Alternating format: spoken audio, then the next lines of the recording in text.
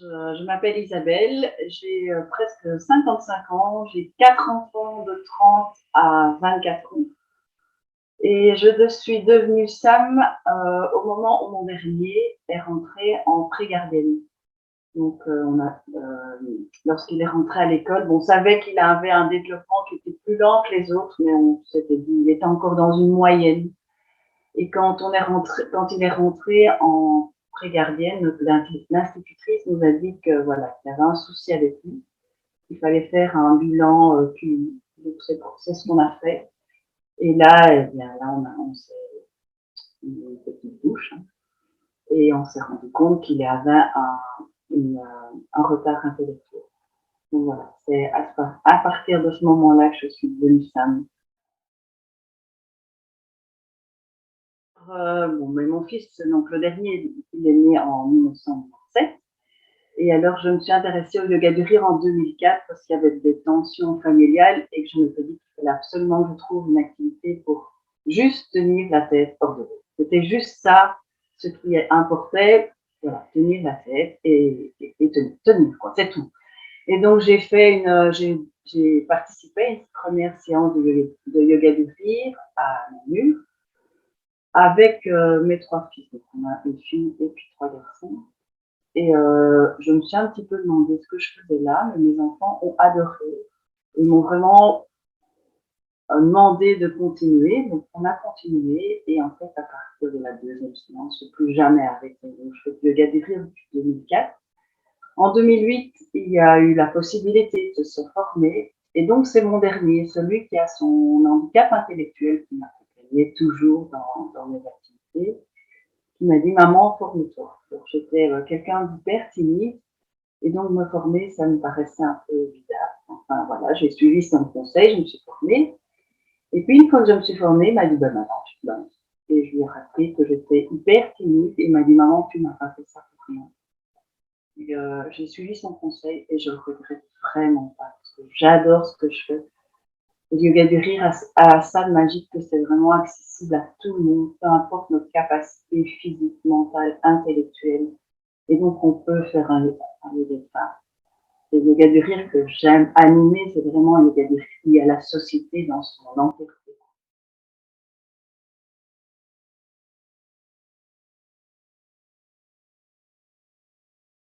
Non, non, non, ils ont fini. À l'adolescence, c'est une période où, en fait, le yoga du rire, c'est vraiment des exercices où on fait semblant de rire.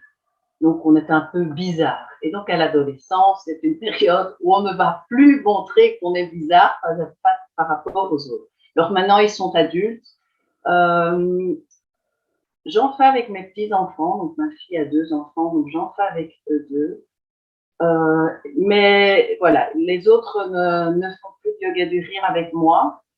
Je sais que c'est un moment privilégié que j'ai vécu avec eux et que je me souviens d'autres personnes qui se souviennent de certaines de leurs mimiques. Et c'est un truc qu'on a vécu ensemble et qui est chouette. Donc maintenant, je le fais avec la compagne d'un de mes fils, donc ça, c'est chouette aussi.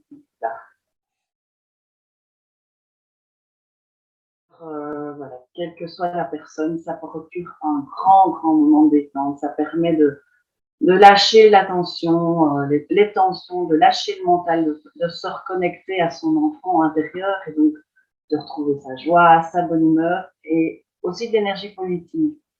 Et alors, ça permet aussi de prendre de recul par rapport aux situations qui sont difficiles.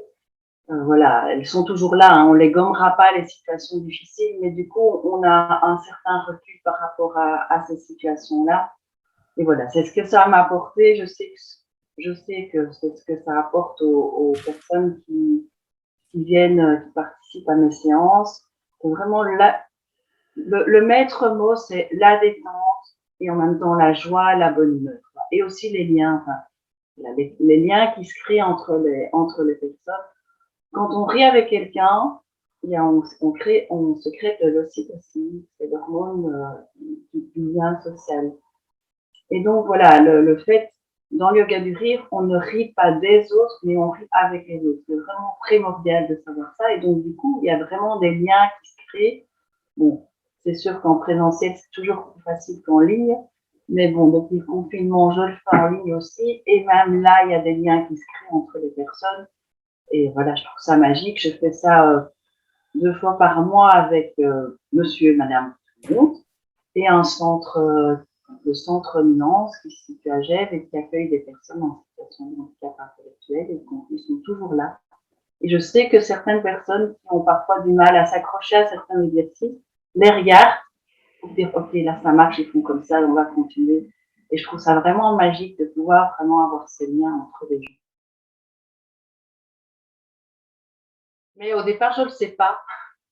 Donc voilà, après, de fil en aiguille, parfois on discute après la séance et là, je me rends compte que oui, il y a d'autres Sam.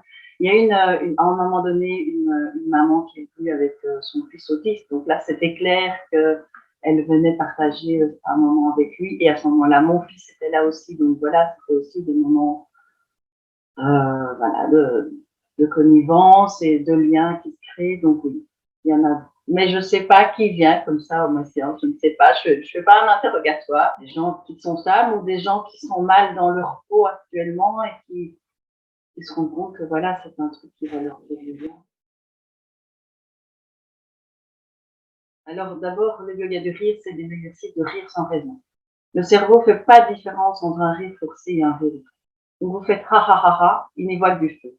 Donc tous les exercices vont être basés sur des rires forcés. Donc c'est sûr qu'on aura l'impression d'être hyper bizarre. Mais c'est pas grave parce que tout le monde fait la même chose, il n'y a pas de spectateurs, c'est vraiment, on est tous logés à la même enseigne. Et donc on commence par un peu d'échauffement pour un peu voilà, libérer les tensions, lâcher les tensions qu'il y a encore. Puis on fait les exercices de rire proprement dit, donc des exercices de rire forcé, qui seront entrecoupés d'exercices de respiration dynamique qui vont donner de l'énergie au corps, et puis et des exercices de respiration profonde qui vont permettre de se reconnecter à soi. Et puis on a un temps qui s'appelle la méditation du rire, où on rit librement ou pas. Et la même chose, on rit c'est bien, on rit pas c'est bien aussi. On pleure parce que c'est d'autres émotions qui doivent être sorties. Eh bien tant mieux parce que le rire c'est vraiment la porte ouverte qui permet aux autres émotions de sortir. C'est bien. Et on termine par une petite relaxation.